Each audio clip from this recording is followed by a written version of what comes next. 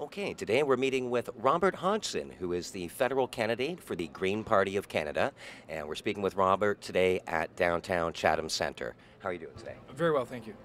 Now, just for some background for our viewers, why did you decide to get into federal politics? And what was it that led you to decide to choose the Green Party as the party that best represented what you stood for? I didn't start out initially with aspirations of entering politics. I found myself in a situation a number of years ago, between 2002 2003, residing on Pelee Island. I ended up getting involved in politics just by the nature of my occupation, being a registered nurse, and the way that a community of that size has to interact with the municipality and with the higher levels of government in order to have a provision of service. There really needed to be an advocate for the healthcare side, and that's what brought me into the municipal aspects. I actually, upon returning to the mainland, living in the Leamington area, I left politics somewhat disgruntled. Didn't feel that any one of the major parties really represented my value structure. It really seemed that the decisions were based on pre-existing notions of what the law states and not what the needs of the community actually were. So in 2008, during the last federal campaign, I went out and I was just interested in getting a lawn sign. And in doing so, I attended a few debates. I listened to the candidate, Lena Abbott, who was an exceptional candidate for this riding, and really started to immerse myself in the values of the Greens. When I started looking deeply at it, I found that it best represented what my feelings were, what my family's needs were, and it seemed to move more towards a community aspect for the federal government. The way we interact with one another is the basis. When we talk environment, we're talking the physical environment, air, water, land, but we're also talking the nature that we interact on an individual basis, on a group basis, community to community, province to province, and no one seems to be really focused on how we are trying to work together. And so that's what's brought me to sit with the Greens. Now, if the Green Party is elected, if you're elected as our Member of Parliament for Chatham-Kent-Essex, what will you do differently at the federal level? What sort of ideas are you hoping to bring to the table, and how would you do government differently than it's being done now? First and foremost, we need a spirit of cooperation. We are electing MPs to go to Ottawa to sit in the House of Commons, and that is a house that represents the common person. We, in our ideology, are advocating for cooperation, which typically isn't happening. When you look at the way government functions right now, you have two groups on either side of the House. One is entitled the opposition, and nowhere in there is a group entitled cooperation.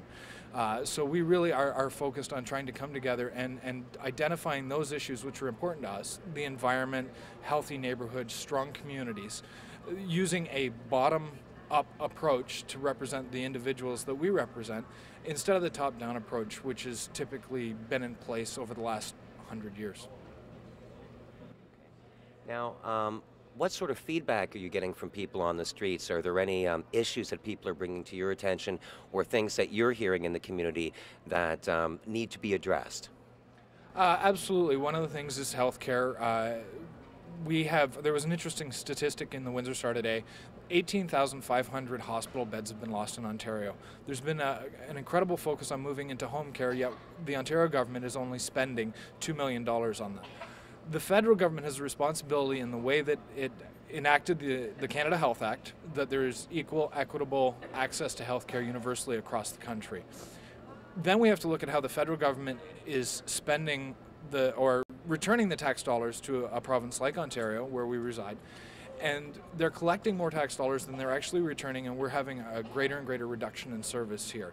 I can't say that it's not occurring in other jurisdictions, but we really are losing the comprehensiveness of our health system. Since the last federal election took place, now we've seen some of the policies that were originally brought forth by the Green Party being adopted by some of the other mainstream political parties. Maybe you could tell our viewers a little bit more about that. Well, If we look in a current context, promises being made during this campaign, the Conservative government is now looking at income splitting, which is something we've been advocating for a decade. That there's hardworking families out there that are ending up double-dip tax, and it shouldn't be that way. You should look at each one as a household, and you need to look at the needs of the community and people to be able to survive in that community. The Liberal Party, during the last election campaign, had picked up our green shift policy. However, they didn't get the whole shift concept. They were ready to introduce a carbon taxation, but they weren't giving you the reduction in your income tax.